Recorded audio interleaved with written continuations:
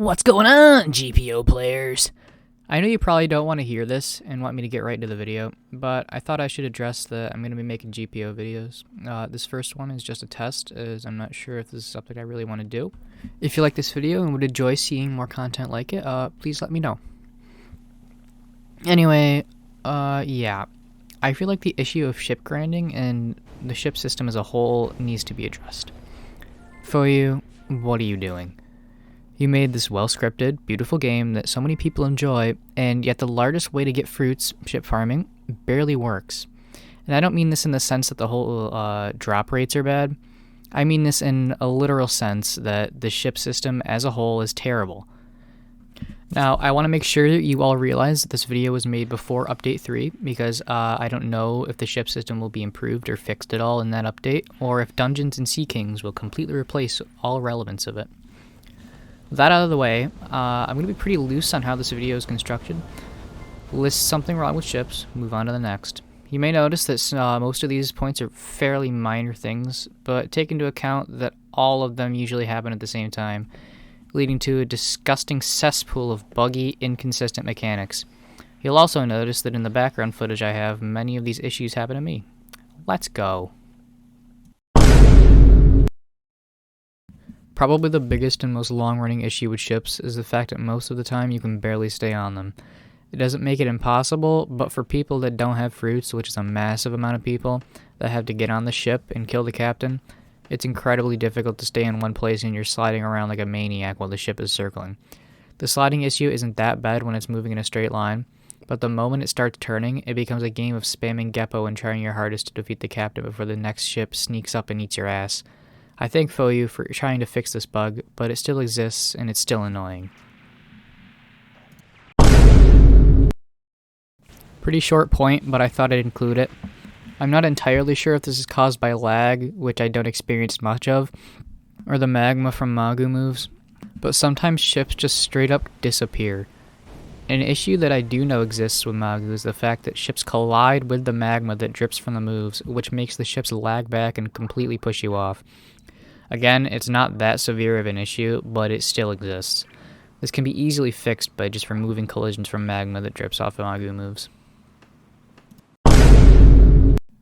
Alright, now we're getting into the fun stuff. The ship AI is horrendous. For such a detailed, high-quality game, it's sad to see such a large part of the game being so simply bad. Ship AI consists of ram directly into your ship, most of the time just pushing it 300 feet away, very consistent in galleons, somehow move itself off your ship, then encircle it while the cannoneers fire cannons like literal machine guns. Oh yeah! The cannoneers! Who in God's name of accuracy, and I know this is GPO where you can be a fish and control elements, thought this was a good idea? At least have some common sense, please. Since when can people fire a cannon every second? It makes galleons a pain in the ass. Honestly, the only way I can see the ship AI actually being decent is a complete rework, which is a pretty big request.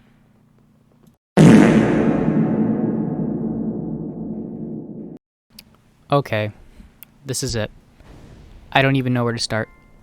The worst of the worst, the big bad. I despise galleons. These menacing, speeding masses of firepower are the bane of my existence. For sake of explanation, let's go over a scenario where you're ship farming using a rowboat and a galleon spawns. The first question we ask is, do you have Magu, Mera, or Goro? If your answer to any of these is no, then you give up and your boat is sunk. In the scenario where you have Mera or Goro, you hope that you anticipated the galleon spawning and started charging your ultimate before it spawns, because in the event that it decides to spawn 50 feet from you, you might as well give up. You throw your ultimate, and the cannoneers die. Great. Now you just have to deal with the captain. Way easier said than done. First comes the struggle to actually get on the ship, which is a challenge in itself, as it moves faster than you can GPO, and in the event where you land on it before it circles around, you'll probably be flung or slid off. If you manage to get on the ship, congratulations. Beat the captain to a pulp and congratulate yourself on your lack of a fruit drop. Now you may be thinking, Slim, I can just use a ranged move and shoot at him from afar. No, you can't. Galleon hitboxes for projectiles are incredibly stupid. I'm honestly convinced that Galleon captains are coded to just not take damage from ranged attacks. In the scenario where you have Magu, you either have 400 something points in Devil Fruit, where you can just take it down in one Magu rain, congratulations, or you have less than that and have to pick a side to barrage and hope your ship doesn't get obliterated. If you've succeeded, you can now repeat the steps after Goro or Mera. Doesn't this sound like a pretty fun process for one ship? No? Well, you're in luck, because this won't ever happen. Why not?